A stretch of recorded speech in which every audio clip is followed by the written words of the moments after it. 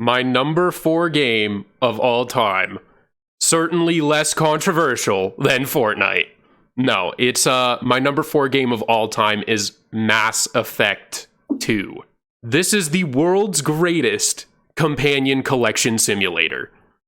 The game's primary focus is on its companions and the collection of these companions and the relationships you form with these companions. And it does so brilliantly through an action RPG third-person shooter system. The best way to talk about Mass Effect 2 is by focusing on these companions. And each one is incredibly original, in my opinion. They're incredibly well written, and they do a really good job of feeling like these larger than life mythological creatures, but as you interact with them, they become so humanized and you become so connected to them. So take, for example, the character of, let's do Jack, right? Jack is this individual who is, when you're first introduced to them, because the game introduces these characters through dossiers, right? Just writings about these characters, and it says, go and collect these characters. And the whole premise is that Commander Shepard is about to embark on this suicide mission, that there's probably no chance that they're coming back, and they need the greatest team possible to save the galaxy from these bug-like creatures called the Collectors who are abducting humans, right? So you're working with a really shady organization called Cerberus, and this creates a lot of tension because nobody trusts Cerberus, but you're working with them because their goal is actually good. I don't really need to get too deep into it. Everyone kind of knows what Mass Effect is, and if you don't, just go play it. It's the greatest trilogy of all time. Just play Mass Effect. I would put the whole trilogy on here, but I really wanted to focus in on what makes number 2 the best one. And so, the character of Jack, all you know is that this is a biotic, and biotics are like people who can essentially do magic, but it's sci-fi tech magic. You know, that's the best way I could describe it. So they like have force push and they can move crap around with their mind, and they're, you know, essentially force wielders. And Jack is this super biotic, but also a super criminal in a high-tech prison. And you have to go to this prison and go collect Jack. Well, the prison turns on you, tries to take you prisoner because it's kind of a libertarian prison where they're holding people and selling them into essentially slavery. Because they hold the worst of the worst, and no one really wants to do that. So you might as well pay a lot of people to do it. So you go collect Jack. They're like, no, sorry, Commander Shepard. Like, you're really valuable. So just hop in the cage. And you're like, no, you're all dead now. So you go kill all of the people in the prison as if Commander Shepard's just going to walk into a prison cell. And you go let out Jack. And it's this really cool scene of this character is like rising up from cryostasis. And like they're total lockdown. It's opening up and they're like in these chains and stuff. And it's this like 100-pound skinny female who's been buzz cut and is covered in tattoos. You're just like, what is this? This is the great big like super criminal. She proceeds to break out and destroy like 3 of the biggest mechs you've ever seen and just anime levels of power destroy this prison. But then you recruit her, but you realize she's timid because she doesn't trust Cerberus, right? She sees you're with Cerberus, doesn't trust Cerberus. And then you convince her to come on board because you pretty much say, hey, it's either get on board that ship or blow up with the prison, pick your poison. She's like, okay, fine.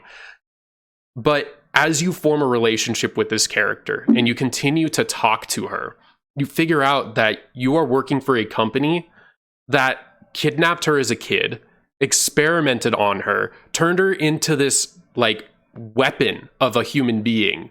And then she broke out and became a pirate and a criminal because she was so traumatized.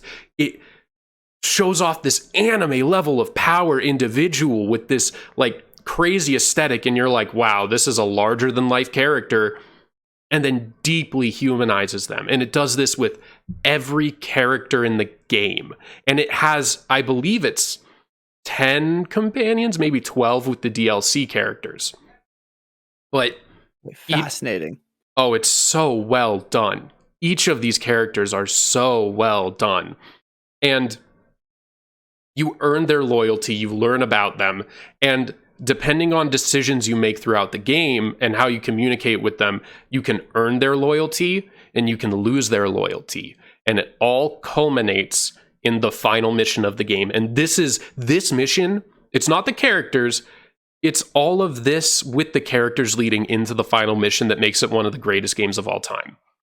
The final mission is the suicide mission. And you take in this mission all of your companions and you go to the collector base that's at the center of the Milky Way galaxy. And depending upon decisions you made throughout the game to earn loyalty and upgrade your ship, any of these characters can die. You can have all of your companions survive, all 12 of them. Or they could all die. And so could Commander Shepard. Depending on decisions you made throughout the game, your relationships with these characters you've made throughout the game, and then the decisions you make as the leader of the squad during the mission. And I'll never forget that my favorite character was Legion, and I got him killed during the mission. And it was one of the most impactful moments of gaming in my life because I never anticipated a game that was willing to do that level of consequence for decision making. To be that open-ended in consequence based upon how you play the game and the decisions you've made. It was impactful, it was brilliant, and although it doesn't play the impact in the third game that you wish it did, it still dramatically differentiates and individualizes your narrative throughout the Mass Effect trilogy. And I don't know another game that has done consequences that well, that has done character building and then consequence in relationship to those characters like that game. It was risky, bold, and probably my favorite level from any game I have ever played ever. Like, bar none. There's nothing like the Mass Effect 2 final mission. So, if you haven't played it, I did spoil quite a bit about how that last mission goes, but that's fine. You really should play it. And if you play on PC, there is a mod called I can't remember what it's called. I think it's just, look up the Suicide Mission mod, and you'll know it by just reading it, but you can make it so that everything, all the mechanics and everything are changed from how the mission plays out. It becomes much more chance-based with other areas of the way you play impacting the game. I recommend it. It's a great way to replay the trilogy.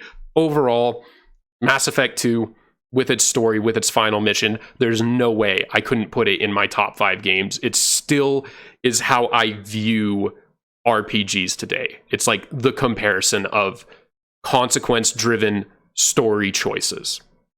That is the bar. That is the ceiling.